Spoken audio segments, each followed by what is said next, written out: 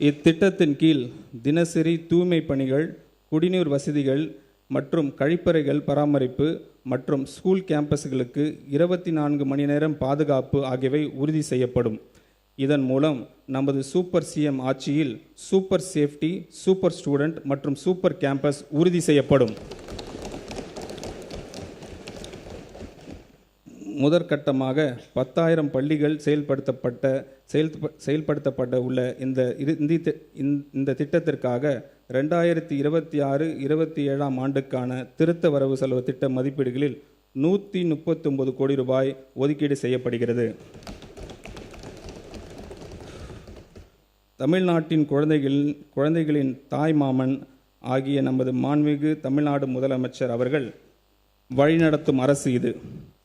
தமிழ்நாட்டு குழந்தைகள் தரமான கல்வியில் போலவே தரமான கல்வி கூடங்களும் அவசியம் என்பது இந்த தாய் மாமன் அவரது அரசும் உணர்ந்து இருக்கிறது. மாநிலம் முழுவதும் உள்ள அரசு பள்ளிகள் நவீனமயமாக்கும் நோக்கத்தில் பரிந்துரை செய்யப்பட்ட விதிமுறைகளின் அடிப்படையில் தேவையான உட்கட்டமைப்பு வசதிகளை வழங்குவதற்கான ஒரு பள்ளி நிறைவு திட்டம் அறிமுகம் செய்யப்படுகிறது. 2514 தொடக்க பள்ளிகள், 365 நடுநிலை பள்ளிகள் மற்றும் 855 உயர்நிலை மற்றும் மேல்நிலை பள்ளிகள் என மொத்தம் மற்றும் யூனிஃபார்ம்ஸ் அவர்களுக்கு விலையில்லாமல் வழங்கப்படும். இந்த பள்ளிகளின் உட்கட்டமைப்பினை மேம்படுத்துவதற்காக இந்த திருத்த வரவு செலவு திட்ட மதிப்பீடுகளில் 125 கோடி ரூபாய் ஒதுக்கீடு செய்யப்படுகிறது.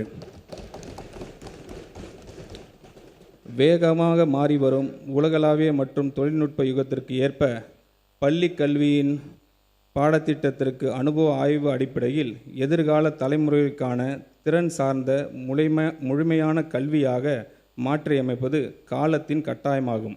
இத்துடன் பகுத்தறிவு சிந்தனை, படைப்பாற்றல், நிதிசார் அறிவு, பாலின சமத்துவம், சுற்றுச்சூழல் விழிப்புணர்வு, கணினித்திறன், போட்டித் தேர்வுகளை எதிர்கொள்ளும் திறன் மற்றும் குளோபல் சிட்டிசன்ஷிப் ஆகியவற்றில் கவனம் செலுத்தும் ஒரு துடிப்பான மற்றும் முற்போக்கான பாடத்திட்டம் எதிர்காலத்திற்கு ஏற்ற தலைமுறையை உருவாக்கும் அவசியமாகிறது.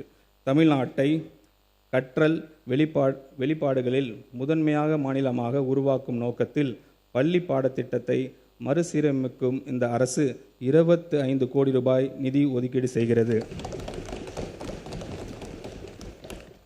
சே நோ டு ட்ரக்ஸ் என்று சொன்னவர், என்றென்றும் அதை சொல்பவர் நமது மாண்புமிகு தமிழ்நாடு முதலமைச்சர் அவர்கள். ட்ரக்ஸை விடு, ஸ்போர்ட்ஸை எடு என்று சொன்னவர் நமது மாண்புமிகு தமிழ்நாடு முதலமைச்சர் அவர்கள். போதைப்பொருள் இல்லாத தமிழ்நாட்டை உருவாக்கவும் நமது இலக்கானது பள்ளிகளில் இருந்தே தொடங்குவது மிகவும் அவசியமானதாகும். இளமையில் கல் என்ற ஔவையாரின் சொல்லுக்கு ஏற்ப போதைப்பொருள் மற்றும் அவற்றின் தவறான பயன்பாடு குறித்து விழிப்புணர்வும் முன்னெச்சரிக்கையும் கல்வியும் இளம் தலைமுறையின் மனங்களில் ஆழாக பதிவு செய்யப்பட வேண்டும். இதற்கான முன்னெடுப்பின் கீழ் பள்ளிகளில் போதைப்பொருள் எதிர்ப்பு அமைப்புகளும் தன்னார்வ குழுக்களும் அமைக்கப்படும்.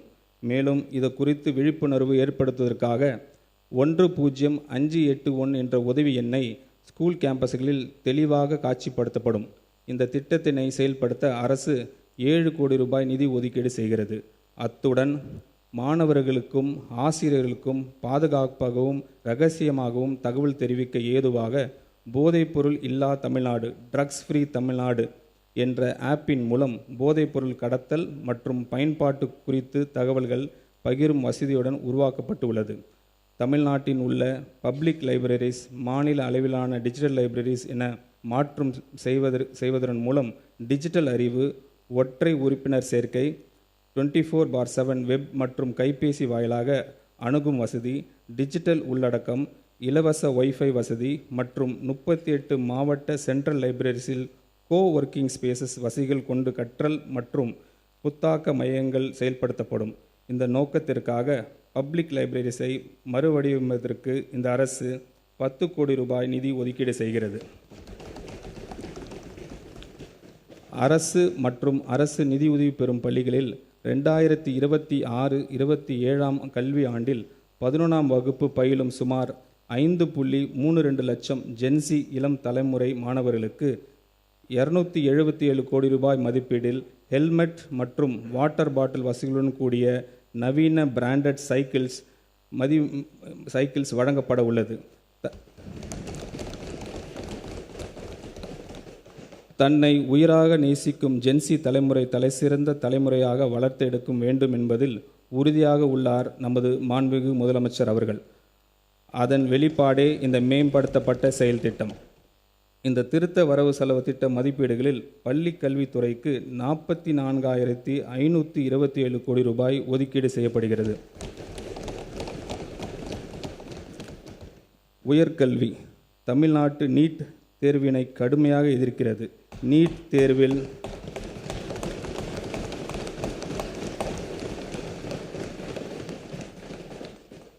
தேர்வில் தேசிய அளவில் நடைபெற்று பல்வேறு குளறுபடிகள் மற்றும் வினைத்தாள் கசிவு ஆகியவை எதிர்கால தலைமுறையினை உயர்கல்வி வாய்ப்பினை பெரிதும் பாதிக்கின்றன.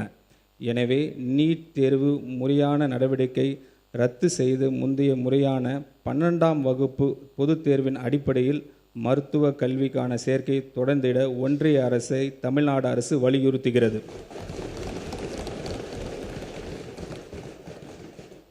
கல்லூரியில் பயிலும் மாணவர்களுக்கு மடிக்கணினி என்பது ஒரு அவசியமான தகவல் தொழில்நுட்பம் சாதனமாக உள்ளது.